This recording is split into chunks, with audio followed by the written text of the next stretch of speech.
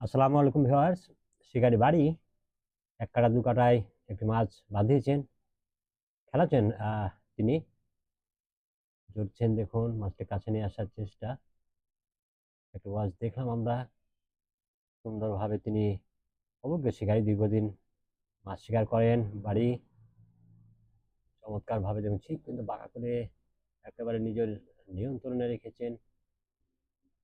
অসাধারণ কৌশল আসলে, মাছকে নিয়ন্ত্রণ করার এটাই বুদ্ধি। মাছ ছোট হোক আর বড় হোক, কন্ট্রোলে রাখাটাই হচ্ছে বড় বিষয়। যেটি দেখছি শিকারির মাঝে খুবই ভালো লাগছে। টানছেন মাছ, ওয়াও! মনে হচ্ছে হাত থেকে ছিপ টেনে নেবে মাছটি। বেশ শক্তি আছে বলতেই হয়। আবার একটু বাস, ও দারুণ! দেখুন মাছ কিন্তু দৌড় দিয়েছে ডান দিকে। তবে বেশ ভালোভাবেই তিনি এখন পর্যন্ত নিয়ন্ত্রণে রেখেছেন। দেখুন অসাধারণভাবে খেলিয়ে চলেছেন। মাছ কিন্তু অনেকটা উপরে, দারুণ খেলা। এই দৃশ্যগুলো অনেক ভালো লাগে ভিউয়ার্স। এই যে বাড়ি শিকারী, হাস্যোজ্জ্বল চেহারা, কোনো টেনশন নাই। ছাকনা গাড়ি এবার প্রস্তুত হচ্ছেন, ছাকনা হাতে নিচ্ছেন। দেখবো আমরা মাছটি আসলে কেমন সাইজ। ওয়াও! ছিপ কিন্তু বাঁকা করে ফেলেছে, মাছের শক্তি আছে যে সাইজই হোক। দেখুন চমৎকার খেলা জমে উঠেছে।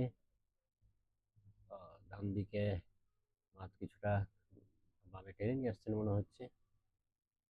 অভিজ্ঞ শিকারীর এটি গুণাবলী, যে মাছকে খুব ঠান্ডা মাথায় খেলে। দারুণ মাছ দেখলাম একটি আমরা।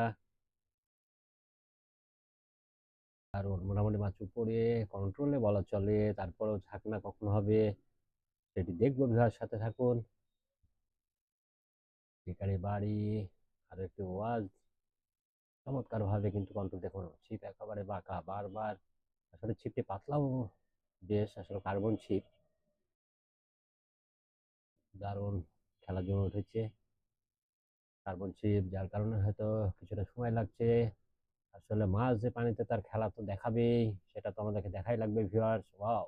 আর একটি সুন্দর ওয়াশ ঢাকনা। দেখা যাক, মাছ কিন্তু কাছে আছে, মনে হচ্ছে হয়ে যেতে পারে। এক কাটা দুই কাটায় মাছটিকে আসলে বাঁধতে সক্ষম হয়েছেন। ওয়াও! মাছ কিন্তু ফার্স্ট টাইম নিতে পারেননি ছাকনাকারী, ঢুকে দিয়েছেন, ভুল করে বেঁধে গেছে মনে হচ্ছে। কিছুটা জোর কিন্তু পাকিয়ে দিয়ে আসলে মাছের সময় কিন্তু একটা ঝুঁকি থাকে। দেখুন ছাকনার সাথে বেঁধে গেছে ছিপ।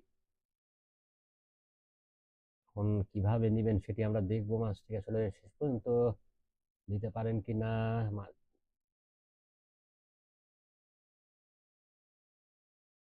দেখো আরেকটি ছাকনা ভিড়িয়েছে। শেষ পর্যন্ত আরেকটি ছাকনায় নিতে হলো। কপাল ভালো, সফল। ধন্যবাদ ভিউয়ার সাথে থাকার জন্য এতক্ষণ। ধন্যবাদ শিকারীকেও।